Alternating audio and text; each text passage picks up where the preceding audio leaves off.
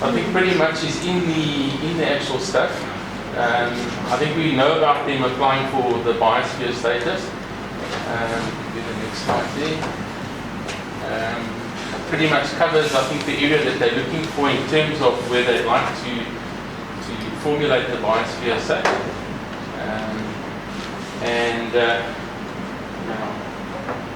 I'm not quite sure what the status is on it at the moment, but I'm sure it must be fairly far down the line in a sense. I know they've been working on it for a while. I think it's the next one. What have we got here? Okay, Xanadu Eco Park. It seems a bit familiar, and I think that's where the eagles were, if I'm not mistaken, a while back when we looked at some of the other stuff that was in that area. Yeah, it's behind the dam, yeah. Okay, that's my next slide. Yeah, I think John's main concern here was the fact that that cleaning up stuff is coming to a sort of end in the sense that, I don't understand here, but, and I think the main concern here is that in the future with the cleaning up of the actual weed and stuff in the dam itself, it's going to become an issue. If I'm not mistaken, I think the chemical treatment and all of that stuff is almost over as well. I'm not sure if this is financially based or if this is just an end of a project, but there's a good possibility it's probably financially based as well. Once again, I have no background on it, unfortunately. Rich, for the sake of the people that don't know, it's mainly Artemisia that has invaded that whole dam surface. Yeah, it's a water hyacinth, basically, yeah. And what that does is it basically takes all the oxygen out of the water and creates an anaerobic sort of reaction, and you end up with algae growth, and we have red tide, and we have all these weird things happening in the dam which eventually kills the fish, and we have these massive things of fish dying on the banks and stuff. And I think that's the trophication that they're talking about on that previous slide, is that they're concerned that with the cleanup stopping, that's now going to come back. I refer to that as the green dam for obvious reasons. When I was so big, I used to fish there and it was clear. Now you can almost walk on water if it's so thick in some places. Okay, this looks like the usual sort of challenges. Khalis Valley Conservancy looks like they're trying to get this going again. If my memory serves me right, I think this has been started and stopped a few times. So hopefully they can get that committee up and running. It's a normal challenge, I think, for this, especially when we community-based, volunteers and stuff. I'm sure a lot of us can appreciate the effort and time and stuff that goes into these things. Can I flip? Oh, okay, the button. Yeah, I have a remote. I won't flick channels. Ooh, there we go, off to a bad start. Did I push the wrong button? Okay, I'm pushing on the green.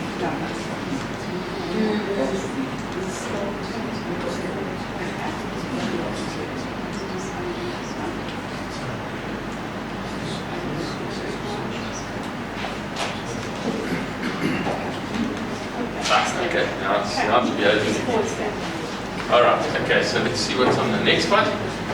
Okay, our Vulture project. I know we've chatted on this in the past, and it seems to be, from what I can understand, it looks like it's very successful. And what's nice about this is it gives the general public the opportunity to actually come and, in a controlled environment, actually interact with vultures very closely. And what we find is if people feed birds of prey like this on their own, they can be prone to a whole lot of issues. So this is a good concept in that I think it's very controlled, and it removes the aspect of them being poisoned and all the other various things that a lot of times happen on farms and that.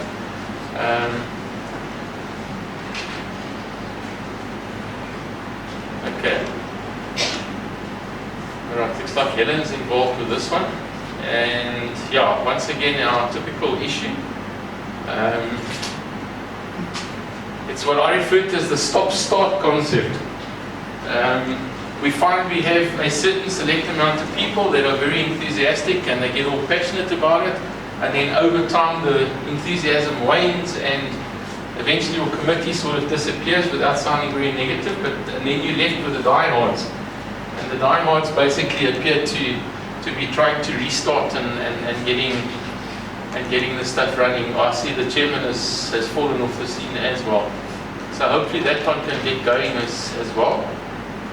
I think this is sort of common with the fact that we don't really get as much support as we should. And it's a whole management issue, I think, as well. Hugh Roberts was the chairman, and he's left because of he's a very old man, so he's actually left. Okay, so he's retired, or he's out the area. He actually kept the game for many years. Since he's left, we've got it all. Alright. Okay, so in other words, the passionate sort of diehard is no longer, and now it's a case of getting the new replacement. Take him back from the old age home and put him back. We've done it without. Can we have a vote on it? Alright, let's see what else we've got here. Pickleray, that looks like it's going along strong. 300 members, that's quite promising. If I recall my involvement in the organizations, this one's been around for quite a while, so I would assume that it's running very well. And it seems to be quite robust in living, if I could call it that. Our usual challenges, alien invaders, probably we'll have working on fire coming up soon. That was a good guess. Yeah, I think this time of the year is always particularly challenging. I know this also is part of our slide, and I think it sort of covers a lot of the various conservancies across the country, especially as we go through the winter area. Having these teams is very beneficial. Once again, our teams come and go. Being paid by government, the tenders and stuff tend to be erratic, and we find in many instances, if I can, for example, in our area, Suikerbos Rand, they lost their team last year, they didn't have budget, and as a result 70% of the reserve went down. So they play an important role, and 70% equates to about 20,000 hectares or something. So it was a substantial amount that was lost. It's reassuring to know that university is still continuing. We do appreciate involvement from the universities in a lot of our areas, because not only does it promote the fact that we exist, but it also gives us scientific data and all the other things that come with it. And it's nice when people use them for theses and things like that. I know in Suikerbos Rand the guys have done various theses on bird life and stuff, and some of our actual aloes are 4 or 5 meters tall. So they've actually built platforms, and they've done research on the actual species of what happens above that platform of aloe, which is pretty amazing, because you don't generally get to see that. Great. At the moment we've got 4 universities, Western Cape, Johannesburg, what other one calling? Have asked us for info and they're doing studies in infant services. Yeah. Is it sleep mode? There we go. Alright, just a general introduction, sort of the program for the couple of days. I'm sure we all know about that.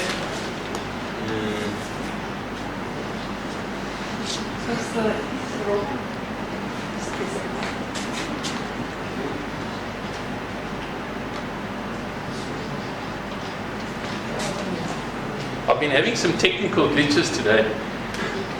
The car wouldn't start, funny enough, today as well, so it was one of the challenges to get here.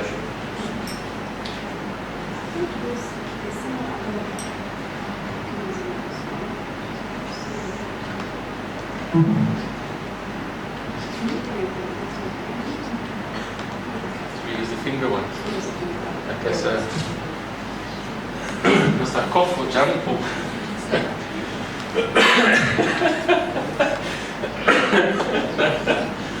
I won't cough. I'm coughing all the time. Okay, you can go to the next one. Thank you.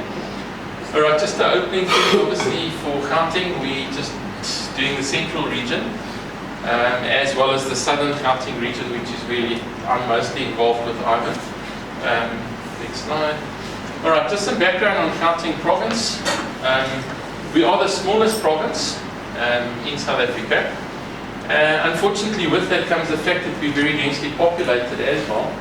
And as a direct consequence of that, we have quite a few large metropolitan areas, of which we're probably aware of at the moment, Joburg, the Kuruleni and Tshwane. And then we're going through an interesting challenge in the south of Joburg at the moment, because the powers that be in government are trying to create a new metro for political reasons, we feel, and financial gain, obviously, because their salaries double.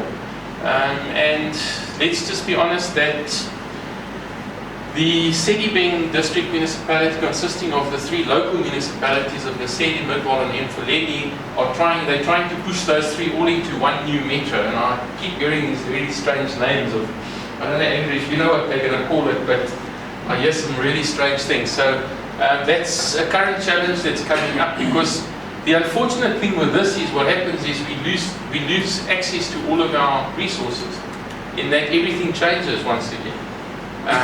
So, you've set up certain key sort of relationships with people. For example, Midwal has got a new mayor, which happened out of the blue. And once again, politics unfortunately comes to play, in that there's, how can I call it, I wouldn't say competitive interaction, but I think you know where I'm going, in the sense that certain municipalities don't talk to others because of politics. And it creates a very charged environment, which doesn't help us ecologically, or even for that matter economically as well. So that's just a threat that's sitting with us at the moment. There's no final answer on that yet, I think it's second. Yeah. Okay, so we wait with the bated breath, but there's a fair chance they might manage to push it through. Next slide. Alright, just some background on the GCA. This being our 10th anniversary, started roughly in February of 2003, and primary motive was to get some teeth to get into actually protecting our environment. And I think there were a number of key people which Trafford touched on earlier, in that they saw the need, and we're obviously concerned, and we've obviously come into the whole process along the way. Personally, I think I've been in about 6-7 years on. And if I look at what's happened in the last 6 or 7 years, it's quite hectic. We are fully independent, non-profit, and consist mostly of people that are self-funded, volunteers, passionate, etc., and obviously hopefully willing to work for it as well. Next slide, thank you. The main crux of the GCA in terms of conservancies, I'm sure we've heard this, touch on it briefly, the types. And we have quite a wide sort of mix of these currently in Gauteng, ranging from school conservancies right through to some rural ones, informal settlements, as well as very, very rural, if I can call it. And the sizes obviously vary accordingly. Next slide. Okay, our typical problems, and I think this is common to all of the regions, is the various things listed there: mining, dumping, refuse, overgrazing, the various things, challenges. I must be honest. I think in some areas we've been successful. Some certainly more successful than others, but it is an ongoing challenge. Next slide. Just some ideas on the mission of the GCSA. It speaks for itself. Ecologically friendly environmental practices to ensure our cultural and natural resources are protected. And just a bit of changes. I don't know if you've noticed, but we have a new website, which is actually quite nice. I thought it was important just to notice and just to bring it up. General projects. These are ongoing projects, and they vary in context, in that some of them are school-based, some of them are socially based, some of them are ongoing in that we interact with the local communities, and some of them are specific to the actual conservancies themselves. And to some degree we interact with other NGOs and other governmental organisations. I'm sure when Andrew speaks he'll have a whole lot of other input in terms of, like, on the Joburg side and the metro side and things like that. But I mean, at local municipality level, we interact quite at very personal levels sometimes in terms of the people we interact with. Next slide. Dis my Afrikaanse. Various projects in terms of looking at protecting our indigenous plants and stuff. Next slide. That one, I think we're all quite happy to know what that is. We wish we didn't have it. I can say, fortunately, Gauteng has very little of that on our side because I think it's a bit cold. Alien animals, etc. Tourism, to some degree, is something that would be very beneficial to us, but I think because of socio-economic issues and the decline in the economy over the last couple of years, we've seen a bit of a negative sort of turn on the south of Joburg, deep south of Joburg in terms of tourism, and hopefully that can recover at some point.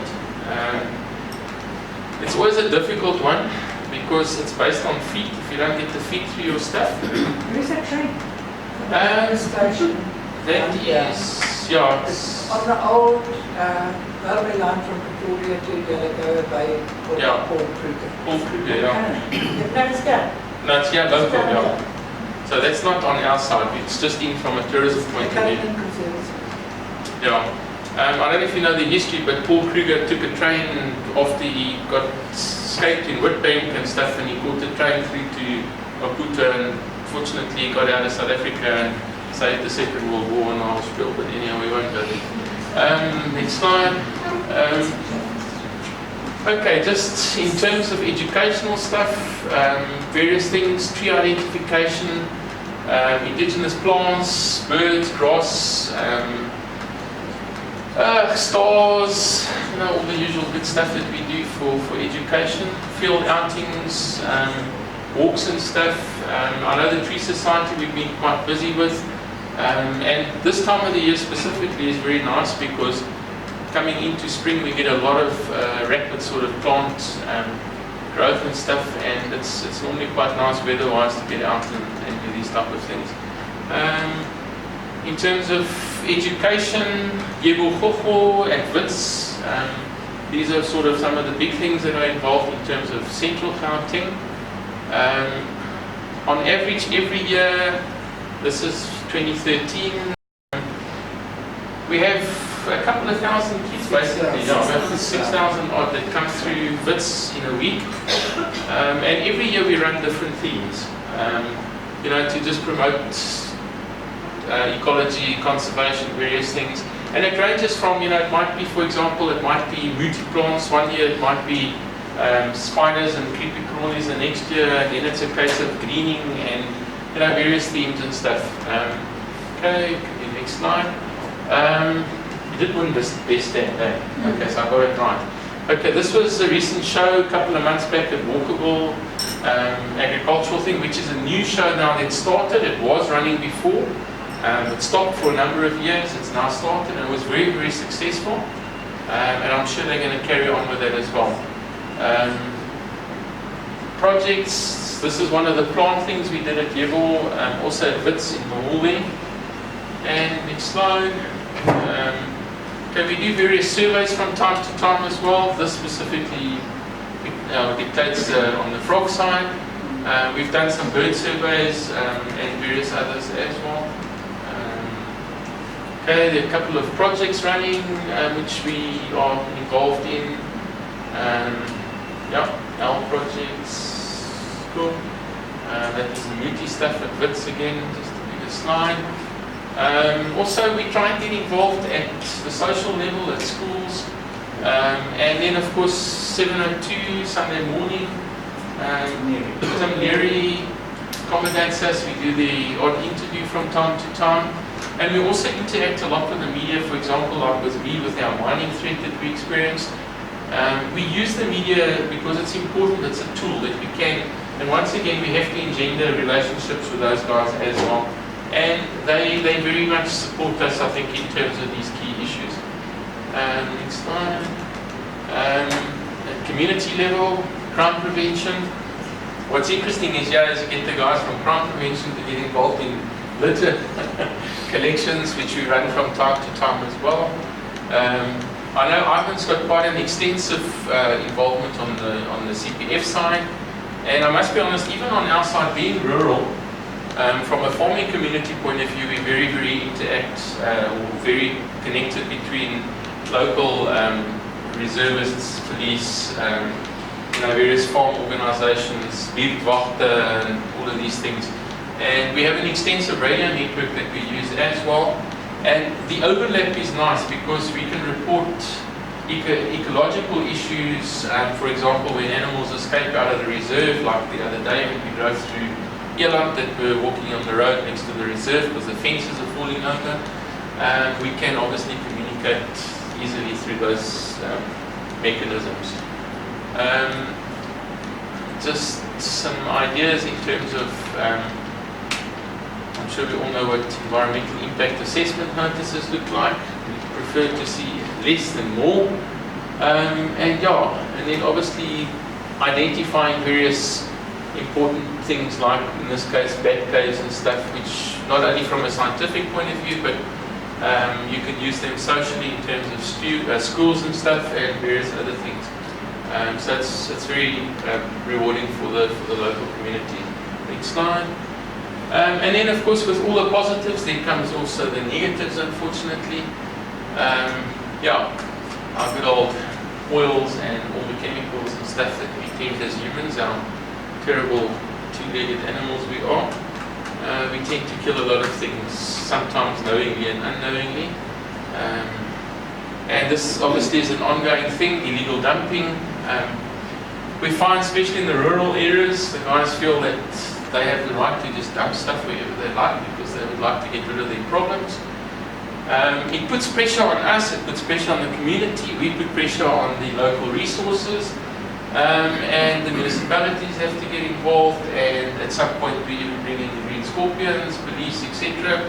And we've had a few instances where we had to actually deal at that level with dumping and stuff, especially when it comes to medical and chemical waste. Our good old pollution. We certainly have our challenges in terms of, as Johannesburg or the Gauteng region develops, we're on a daily basis just being exposed to more and more stuff. I mean, Heineken, as an example, in Klip River, is now apparently discharging waste into the local river systems at night and stuff. And I call it an interesting toxic bath because we've got Heineken now, which lets out yellow sludge from the hops and stuff, and that's mixed with the hair stuff, the bleaching stuff from the paper mills, and that's mixed with the Kuruleni sewage works just across the river, and then that's mixed with Yula Tongaat with the maize stuff. So we get a nice sort of aromatic mixture of stuff that keeps getting dumped into Lesbok and Klip River and all of these things through Hemnon Klip, and with obvious consequences.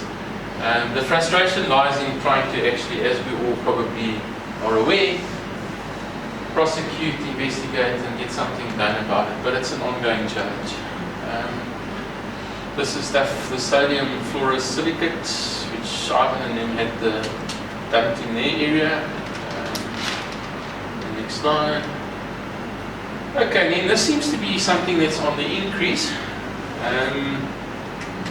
especially this time of the year because the grass is overgrazed, it's burnt, it's flat, and with the proliferation of informal settlements and stuff in the major metropolitan areas, we're ending up getting more and more of this happening. The problem with this is the SAPS generally doesn't really react or is uneducated in the fact that it is actually against the law. So this is an ongoing challenge, and if any, we have the problem in the Free State as well, so I'm a little bit involved there as well. Okay, next slide. These are the type of things you intercept. This was a bucket load of stuff you guys got in Walkable or something, or what? Yeah. So at least some people do get caught, but it doesn't always happen, and this stuff now gets spread out and obviously reduces or impacts on the natural quantities of this stuff. So these are our challenges in the south. Next slide. Okay, just some basic sort of stuff. I've probably touched on most of this, but in the last 5 years, south of Joburg, we've seen massive urban edge sprawl. We're seeing almost a break in the urban edge in some areas. And it's of a nature that local government is actually unable to stop it to some degree, because the demand for housing and growth and stuff, even though economically apparently we're in a decline in South Africa, if I've got to look at some of the houses and cars and stuff that people are buying and driving, I doubt that sometimes, but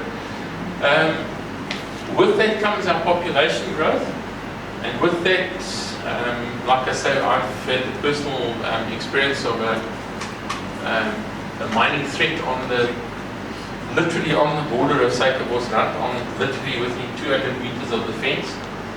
That is now in year 2. I'm still trying to get a positive or negative ROD result from DMR. To date, according to the requirements, they should have released it in the 2nd of January this year, and now we're almost at the end of the year. What we do here with mining, for example, is these guys are trying now to build contacts through the local municipalities, under the tables and all over the place.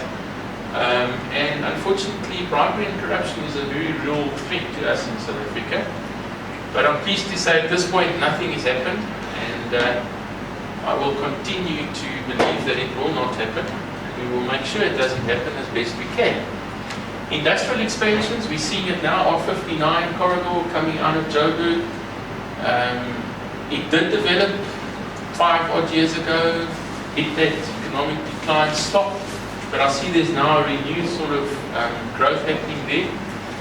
And I'll give you an example. I drive home on a Saturday afternoon on the R59 and I drive back to work on the Monday morning, and there's a whole area of a suburb that's been graded.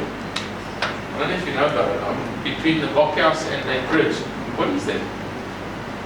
Nobody knows. That's how fast these things happen. You know, I don't know when these oaks did it. I don't know if they worked on Sunday or what, but it literally is pegged out, scraped, graded, and yeah, okay. Our resources demands are obviously becoming an issue.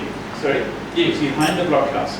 Between the blockhouse and the airfield, there's a road that runs along. That bridge that goes across. Yeah. You know about we it? found it last weekend because we were going to take a shortcut through there, mountain bike, and it just flattened. It just appeared. And I'm literally saying it was 2 days, if that. And it's big, It was it's working roads. last weekend. Yeah, literally. And Didn't the EIA notice it really? nothing. And the crazy thing is, I mean, the blockhouse is a perfect example. Another one. Okay, I stopped when I say it was me specifically, but the reality is, you're driving home and there's bulldozers. It's a national monument, and these guys are bulldozing the whole area around the national monument. But they took 4 months almost to stop that development. So now it's just rocks and weeds, but the damage is done. Now on the other side, now we have this. It looks like a suburb. My guess is it's factory. Okay. Commercial warehousing type. Yeah. But it's a difficult one because that whole corridor is industrial on the R59. So whether it is, but yeah, it's challenging. What we're also finding is, as more and more people move into these areas, our water sources are being stressed. We are very rural, so we have huge dependencies on water. And you know, as more and more people want more and more land, we have less and less available. I mean, this is economics 101. But so you know, I end and I say the chicken and the egg problem. You know, which one do you deal with first, or which one comes first? It's always a difficult challenge because, yeah, they're both real, but we don't really always have the choice of which one we get given, if I can call it that. And if I look at what's happening in the south, Andrew, you're aware of it, Ivan, you're aware of it. 3 major shopping centres planned that we're aware of. I see on the top of the hill at Kamara, that's a shopping centre, that Millionaire's View. I can talk to you about that. Okay, so The permission's actually expired. yeah, I'm starting to build, thinking we can get into this expiry date, then you still have to stop. So reapply. But that was a typical one. They just went in and bulldozed the whole top of they the... had township Oh, did they? environmental rights. Okay, all right. They expired. And then down at Kamara on the other side against the ridge, there's another one there as well. It's Another- residential, and we've Oh, got a 46 regional units. shopping centre on Aspen. And then the Aspen, and then of course the equivalent of, what's the other one?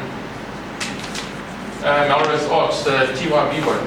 Oh yeah. Is that actually going to start? That's good. Okay, so there's just an They calmed it example. down substantially. Yeah. And we're talking 30, 40,000 square meter developments that are just popping up all over the place. The one on the Benscombe one in Midrand is quite interesting as well. They're doing those berms. Apparently that's going to be something of Africa shopping centre, more bigger than anything that exists at the moment. So, yeah. Next slide. This is an interesting one. This is just a little movie that, I don't know, have you guys seen this or not? I got that from Trafford. Okay. And, it was given to me actually from the environmental manager for the little town in Netherlands. It was during our local action for biodiversity set up a couple of years ago. It's very good. What Regis actually saying here is actually happening in all regions of Gauteng. It's just we basically done the south of Johannesburg, but those similar problems are all over Gauteng. The same type of things we're doing. A lot of that stuff is from other conservancies in other areas, but that's the work we're doing in the whole of Gauteng.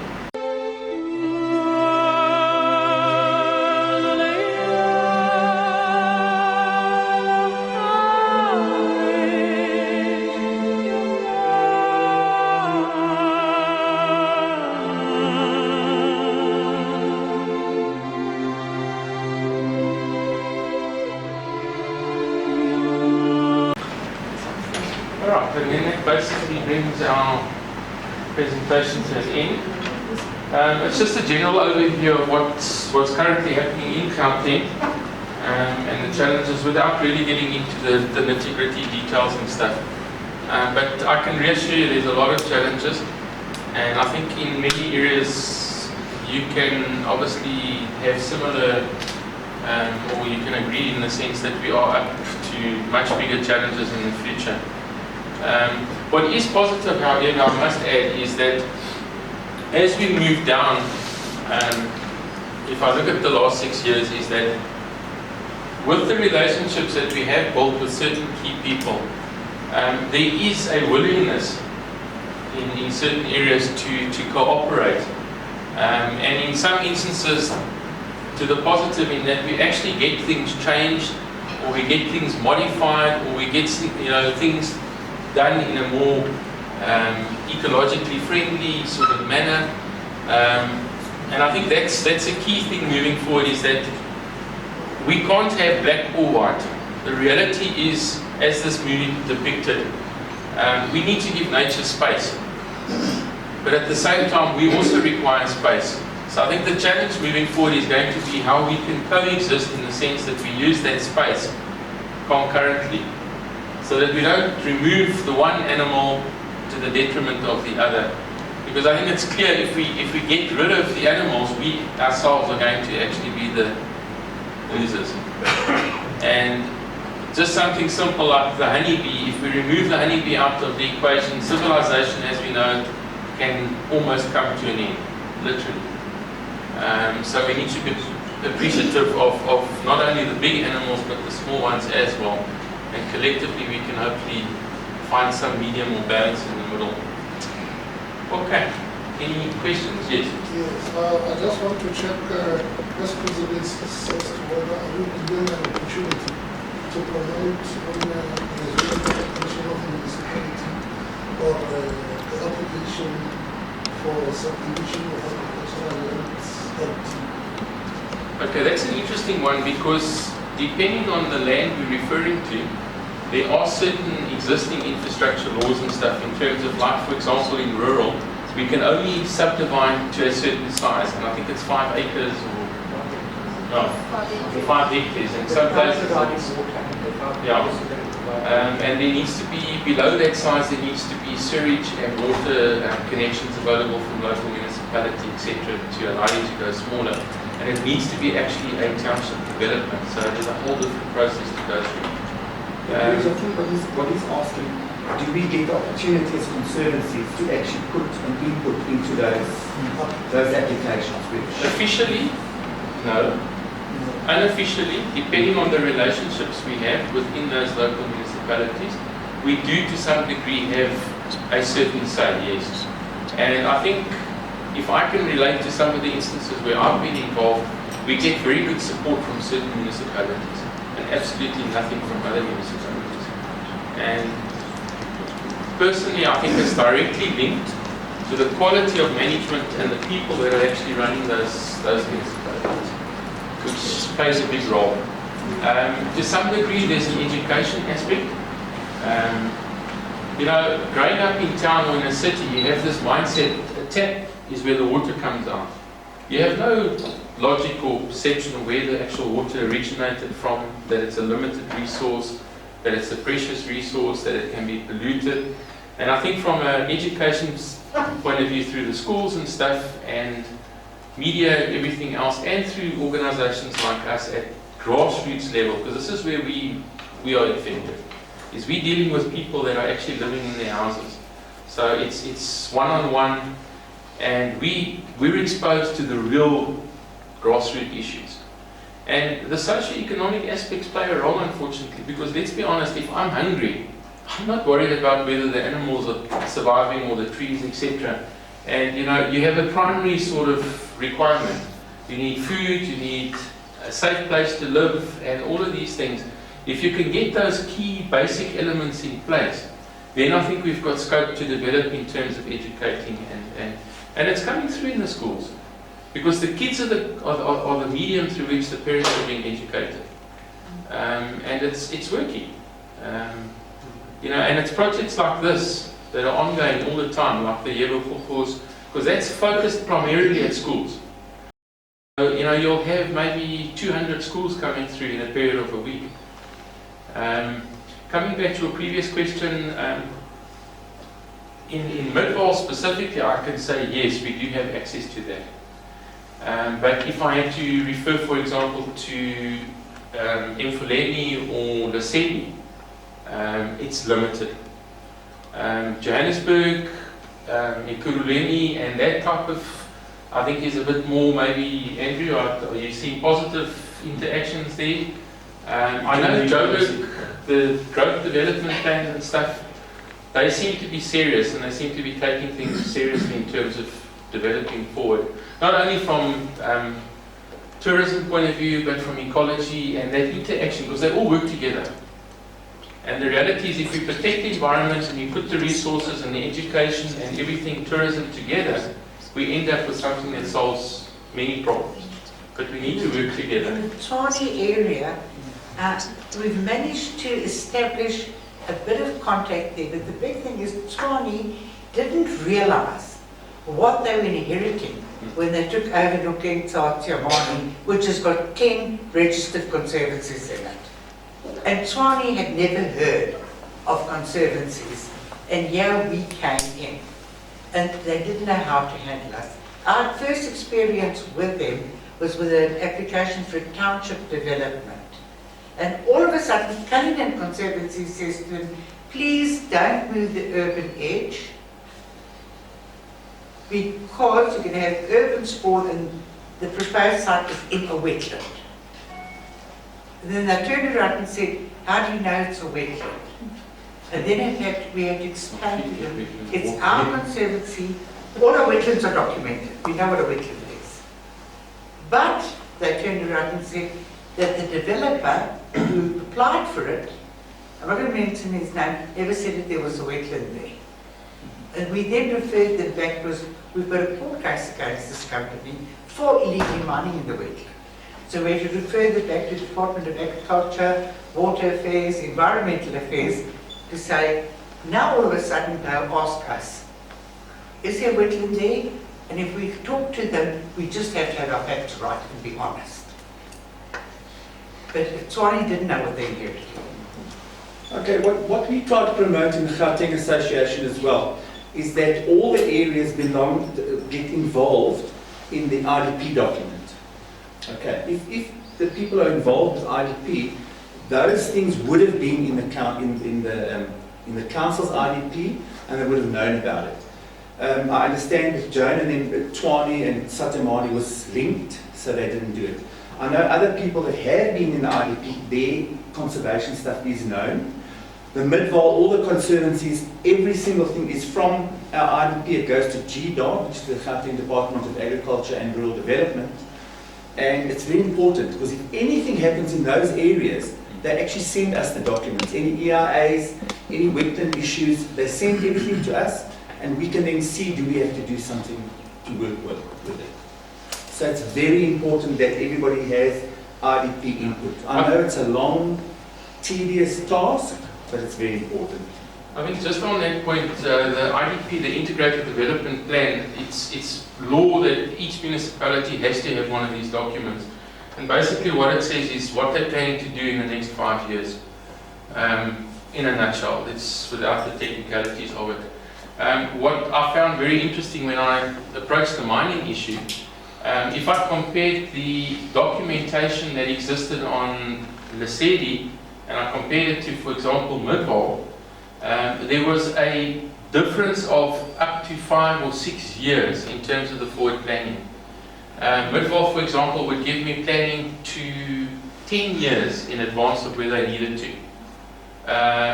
Lesedi was still trying to catch up from the previous IDP. So we're sitting with this whole thing. That's why I come back to the skills and the qualifications of the people that are actually employed in those departments. They don't really actually know what to do. And whether it be through cronyism or whether it be through whatever thing, we have a system that is in place. And the reality is, these guys are actually being put in situations that they're actually just not qualified to run. And time does not wait for any man, unfortunately. It's like the pollution in the Vaal water system. We sit with the problem that these guys in Mfuleni have been taken to court. They've actually won the court case twice against the local municipality, Save the Vaal. And the response from the local Sedibeng or Mfuleni municipality is quite simple. We're working on the problem, but it's going to take us 5 years to fix it. So in other words, we'll pollute the river in the 5 years until we get the piping and stuff, because that's what we inherited. And that's the type of variables that we're operating within, unfortunately. And I'm sure we all know about maintenance. I mean, we see the news and everything. And the important thing is to focus on what we can change and deal with the rest as we go. Yeah. Any other questions? I can waffle all day. We know that. Thanks, Alan. You trained me well. We've got the best leader. Yeah. All right, guys. So that brings Gauteng to an end. Thank you.